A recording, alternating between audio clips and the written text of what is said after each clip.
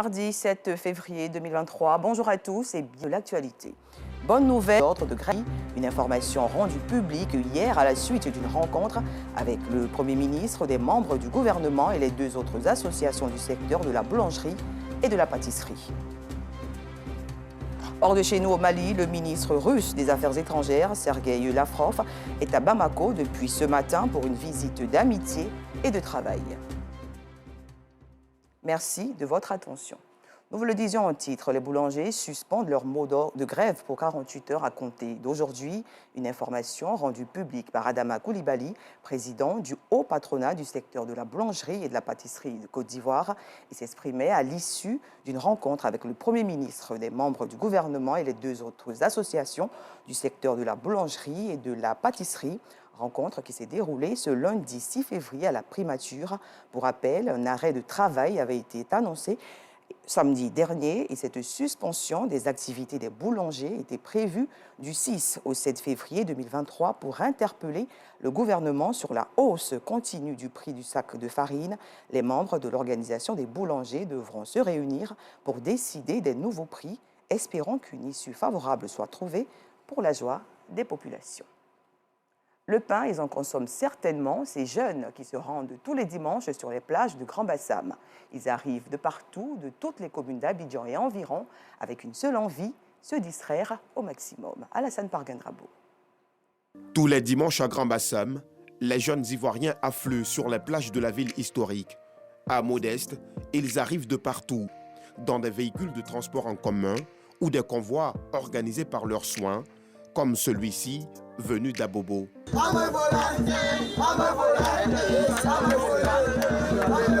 Comme aujourd'hui c'est dimanche, donc il a voulu que tous ses amis viennent voir, pour bien s'amuser un peu. Se divertir, profiter des grâces que nous offre la nature à travers cette mer magnifique sous un dimanche ensoleillé. Voilà ce qui a conduit beaucoup d'entre ces jeunes ici. Quand tu travailles, tu fais beaucoup de trucs, ton corps est fatigué. C'est très important de venir se relâcher ici, quoi. Je suis venue avec ma soeur. On est venu juste s'amuser. En tout cas, moi, je vois que c'est bon de venir s'amuser ici chaque dimanche. Tu viens te distraire un peu, quoi. Mais au fait, combien leur coûte une journée à Grand Bassam et comment s'organise-t-il? Bon, je suis venu en convoi ici qui est à Bonoa. En moyenne, on peut dépenser 20 000 francs. Par personne? Par personne, non. On fait une cotisation de 5 000. On est 4 personnes. Bah, nous, on vient de Kouroudi. Mais nous, on n'est pas venu en convoi, honnêtement. On n'est pas venu en convoi, on a décomposé. Mais ça peut faire à peu près, dépend de 1 500 chacun. Si on calcule, on est au nombre de peut-être 10. Si on calcule, ça fait quelque chose de 15 000, je crois bien, en transport. Là, c'est aller là-bas. La nourriture, c'est coûtant. Ici, au bord de la mer, c'est très coûtant. On paye des trucs qu'on peut avoir à Kouroudi à 500, on vient ici, c'est à 1500 ou 2000. Donc, c'est très coûtant, mais c'est très important quand même, on n'est pas contre. Sur les plages de la ville de Grand Bassam, patrimoine mondial de l'UNESCO, les morts par noyade sont une préoccupation des autorités. Tu as pu prendre la lampe là, il faut que tu lui remettes la lampe là. Alassane Ouattara est le président directeur général de ce complexe hôtelier et est aussi à la tête de l'organisation des hôteliers et restaurateurs de Grand Bassam. Tous les week-ends, il consacre une bonne partie de la journée à la sensibilisation des jeunes. Ici par contre c'est très dangereux de nager parce que là il y a des ferrailles. C'est l'ancien port qui était ici. Il y avait une ferraille qui rentrait jusqu'à dans l'eau. Donc là quand vous nagez, très souvent il y a des ferrailles, vous pouvez vous blesser. Et si vous vous blessez, bon, il va de soi que c'est la noyade. Et les jeunes n'écoutent pas ces consignes-là? Ben, généralement, ils n'écoutent pas parce que quand ils arrivent, ils plongent dedans, mais on leur donne les conseils, mais toujours ça. Mais moi, je pense que la pédagogie, c'est toujours, il faut répéter aux gens. On veut aussi que notre plage soit la meilleure plage. 0 mort cette année. Donc on espère que ça va aller. Donc c'est la sensibilisation, c'est de dire aux jeunes, quand ils arrivent, de faire attention, d'écouter ceux qui sont là, d'écouter la police maritime, d'écouter les maîtres nageurs qui vont leur donner des conseils. On est d'accord de s'amuser, mais il ne faut pas s'amuser pour mourir. 0 mort par noyade en 2023. L'objectif affiché des autorités de la ville balnéaire semble bien compris par les jeunes. Je savais que c'est un peu difficile vu que présentement, les maîtres nageurs ne sont pas là pour donner des instructions. Donc on fait avec, nous faisons vraiment attention à ne pas franchir les limites. Souvent l'eau monte, souvent ça descend. Donc il y a des trucs là, si on dit qu'il faut t'arrêter à cette limite, il faut t'arrêter. Tu vois, non, si on dit maintenant vous pouvez aller, si on dit sortez, vous devez sortir. Ça, c'est la plage. Certes, ils ne représentent pas une grande proportion de la clientèle des restaurateurs et hôteliers de cette ville balnéaire, mais les jeunes contribuent énormément à l'animation des plages tous les week-ends. Il faut dire que les jeunes s'acheminent surtout avec un car sur les plages du Grand Bassam. Et ça, c'est de plus en plus. C'est pour cela qu'en son temps, le préfet avait pris une mesure pour essayer de coordonner tout ça. Mais il faut dire que la mairie aussi est en train de travailler là-dessus pour faire en sorte qu'il y ait moins de noyés. Et là, vous avez constaté que depuis un certain moment, il y a moins de noyés dans la ville de Bassam grâce au préfet. Le Grand Bassam, Mme Nastou, que je salue en passant. Le maire aussi du Grand Bassam aussi qui a pris dessus des mesures. Et de plus en plus, la jeunesse commence à s'intéresser à la plage. Après l'effort, le réconfort, telle est la devise de ces jeunes sur les plages de la ville historique. À vue d'œil, l'eau est si bonne ce dimanche que nous aurions voulu les rejoindre. Dimanche prochain, avec d'autres jeunes, pourquoi pas? Et nous nous joindrons volontiers à vous, très cher Alassane. Intéressons-nous à présent aux mutilations génitales féminines. Une journée internationale est dédiée à ce phénomène. L'événement a été célébré ce lundi 6 février en Côte d'Ivoire. Dans le pays, elles sont nombreuses, ces femmes victimes de cette pratique qui essaient de surmonter ce mal. Ami Koulibaly. Nous avons rencontré une jeune femme qui a subi une mutilation génitale féminine. Nous allons l'appeler Fatou. Originaire du nord du pays, Fatou a été excisée à l'âge de 2 ans, une coutume dans sa famille. Aujourd'hui âgée de 35 ans, la jeune dame ambitionne de se faire réparer l'appareil génital, car sa vie sexuelle n'est que douleur à cause de l'excision. Ce jour, elle a rendez-vous avec un gynécologue pour une chirurgie réparatrice. J'ai été excisée, donc je suis venue vous voir. Vous pouvez me rendre à nouveau femme. Si on peut vous rendre à nouveau femme. Après la consultation, le médecin rassure. Il y a une lueur d'espoir pour Fatou. Je leur fais les propositions de la chirurgie réparatrice, la chirurgie reconstructive du clitoris. Les exciseuses, ne sachant pas que le clitoris est long, vont amputer une petite partie, soit 1 cm, soit demi-cm, et le reste se retrouve dans la vulve, enfoui dans la vulve. Donc, l'intervention consiste à disséquer de part et d'autre, à ressortir le reste, le moyon qui est à l'intérieur de la vulve et à le repositionner de façon à ce que ce moyen-là soit accessible. Avoir une vie sexuelle normale et épanouie, c'est le vœu de Fatou. Bon, je suis en joie parce que je sens maintenant qu'il y a de l'espoir pour moi et que tout va bien aller. Mais quand je pense à tout ce que j'ai dû subir, voilà. À l'instar de Fatou, plus de 37% de femmes ont subi une mutilation génitale en Côte d'Ivoire. Les régions les plus touchées sont celles du nord et de l'ouest du pays. Face à ce phénomène, le gouvernement a mis en place plusieurs mesures pour éradiquer cette pratique qui continue de faire de nombreuses victimes. Nous menons de larges sensibilisations sur toute l'étendue du territoire national, notamment à la formation des journalistes, qui sont des relais auprès de nos communautés. Il y a également la formation des leaders communautaires eux-mêmes, les chefs religieux et les guides religieux, les imams que nous avons formés et le personnel judiciaire, les magistrats.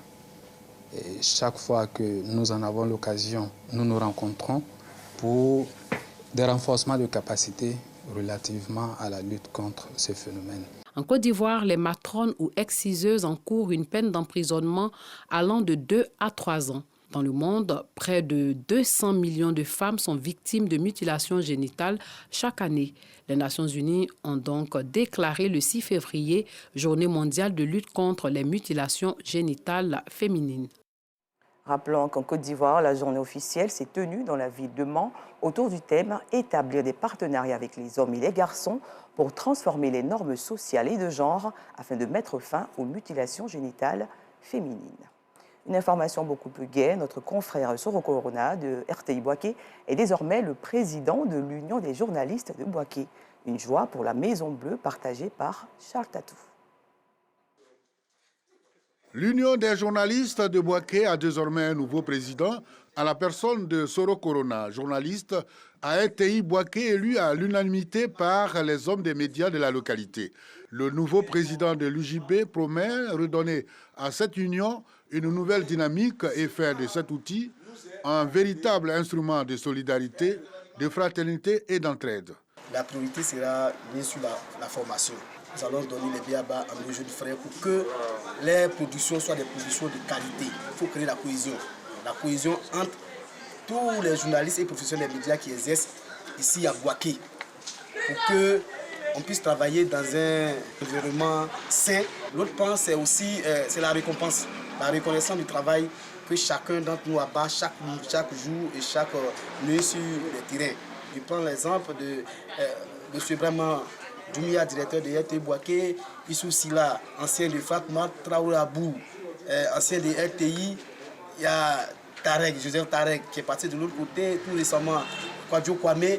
Ces prix-là vont porter leur nom. Nous attendons beaucoup de la nouvelle équipe qui va venir et nous allons l'accompagner dans son mandat. Créée en 2012, l'Union des journalistes de Bouaké regroupe les hommes de la presse écrite, ceux de l'audiovisuel et presse en ligne. Soro Corona est le 3e président depuis sa création. Dans cette bonne ambiance et direction Bouna, au nord-est de la Côte d'Ivoire, l'équipe de la RTI et les humoristes de l'émission Bonjour étaient dans cette localité. Fou rire et détente étaient au rendez-vous. Parga Soro Kone de Madangui. Bouna, 3e localité de l'intérieur du pays visitée par les humoristes et par l'équipe de production de l'émission humoristique de la RTI Bonjour. Et c'est la place publique de la ville qui a servi de cadre pour ce grand rendez-vous du rire. Les humoristes, eux, ont réussi à arracher le sourire au public de Bouna en faisant montre de leur talent et de leur savoir-faire. Comme on dit en Koulango, merci Madame la ministre. Madame Kabanyale Odiasse le Poko. Hey! Tante, il pleut sur nous. Wouh! Ici là, il pleut. L'une des missions de la RTI, c'est le divertissement après l'information et l'éducation. Nous en profitons justement pour remercier les cadres des différentes régions qui nous soutiennent à travers cette émission en nous invitant dans leur région. La marraine Niale Kaba, députée de Bouna, a saisi l'opportunité pour féliciter les dirigeants de la RTI. À sa tête, le directeur général Fosseni Dambélé pour l'initiative. Elle a aussi salué la mobilisation des populations du Boukani. On ne pouvait pas, cette année, priver la jeunesse de Bouna du Bonjour Tour qu'ils ont apprécié massivement. Est-ce que vous aimez Bonjour Tour?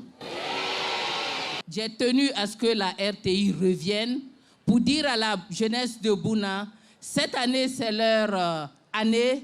Cette année, moi également, je vais m'associer à toutes les initiatives de la jeunesse de Bouna pour faire en sorte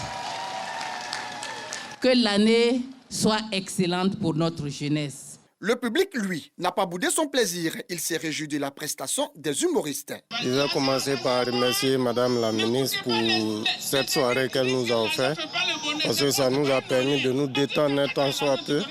Donc vraiment merci à elle. Je suis très heureuse de participer à Bonjour 2023 à Bouna. Vraiment, je remercie la ministre d'avoir proposé une deuxième fois Bonjour 2023 à Bouna. Madame la ministre du plan Kabanyale a voulu bien égayer la jeunesse de Bouna. Grand merci à la RTI qui, à travers cette belle cérémonie, permet à toute la Côte d'Ivoire de se sentir solidaire à travers l'humour. Après la capitale de la région du Boukani, Bouna, les humoristes se disent prêts à affronter le public des autres localités de l'intérieur du pays. J'ai maillé foutu, ça a failli sortir dans mes narines. Votre danse là, c'est dur, hein? On ne mange pas n'importe quoi pour danser ça, hein? J'étais là quand en sauce voulait sortir dans mes narines, j'ai dit, hey, pardon, retourne là-bas. À l'international, Sergueï Lavrov est en terre malienne depuis ce matin. Le chef de la diplomatie russe s'est rendu pour une visite d'amitié et de travail de moins de 24 heures. Cette visite, qualifiée de haut niveau par les autorités maliennes, s'inscrit en droite ligne du choix politique opéré par le gouvernement de la transition d'élargir et de diversifier les partenariats stratégiques. Signalons que c'est la première fois qu'un ministre russe des Affaires étrangères se rend au Mali. C'est la fin de ce journal. Merci d'être resté en notre compagnie.